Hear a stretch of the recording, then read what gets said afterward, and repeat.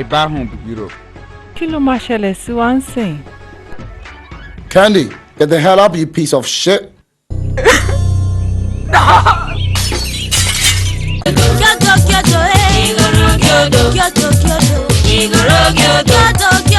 This is really good. You can't put them in the bathroom. Ouch. It's their cultural greeting. Ouch. Yeah, I think the African entertainment industry is really moving fast and growing big. First of all, I think we have to give a very big credit to African artists who are doing fabulous job with very little or nothing at all. Yeah, African artists are having a breakthrough now thanks to private and local media companies breaking into the world media outlet. As you know, media is a very powerful tool. It influences whatever you do in an exaggerated way. Being in politics, business, sport, especially in entertainment. Media that reach the whole world is what African artists actually need to showcase their raw materials. Yeah, we're getting there. If you watched African musical videos, say Ghana rhythms and blues for instance, you could see that the production equals that of Europe, even that of the Americans. However, my concern will be African artists, say Nollywood for example, represent less ourselves. Yeah, though we tell our story, but we try to tell it in an American way. And this obviously distorts the originality of the story. We kill people, basically. Gosh, that's not work. Barack Obama, hey, free Africa. I don't want your stupid gifts. My advice would be we should try not to rush into our end. With the speed to meet up with Hollywood, we are risking the chance of not being original. And as you know, non-original stuff never lasts. Fela, Mary Makeba, Yusundu, Zebruda, these iconic African entertainers build their legacies on originality.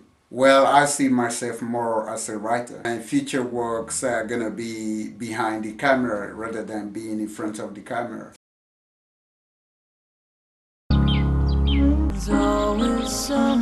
You are not. Listen, you've been like this all morning. With God, you know what? You would have to choose.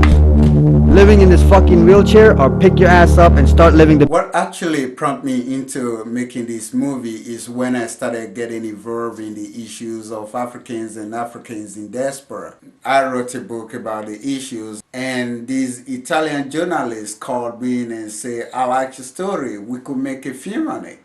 And he asked me to write the script, and here we go.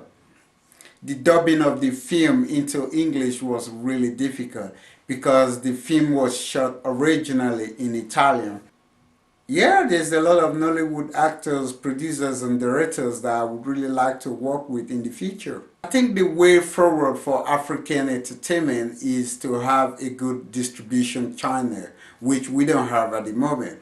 This is due to lack of support from the government, I think. Yeah, and again, we need to improve on our technique, on our stories, and because to attract foreign investors or foreign distributors, you need to have a standard work which can compete in Western world or in the modern market.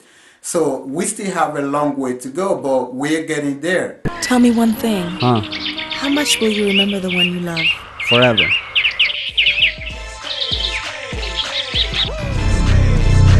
Is this yours? Be able to enjoy the rest in heaven in your hand.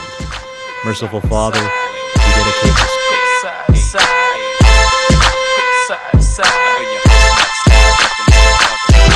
Yeah, the premiere is coming up in London, Manchester, and eventually in California. Yeah, I just want you guys to come and watch because I'm on it. I think this story is for all Africans in Western world, because it reflects our entire living in Western world. Well, yeah, I like shopping. I grew up in Milan, so one of my feminist side, I suppose. No, SSS. I'm married to my work at the moment, I guess. Yeah, I'm working on a new movie at the moment. It's still all about immigration. You know, I have this passion to go on with the integration of Africans in Europe. No, I don't know yet. I'm doing my postgraduate in law at the moment, so I'm just gonna keep my options open.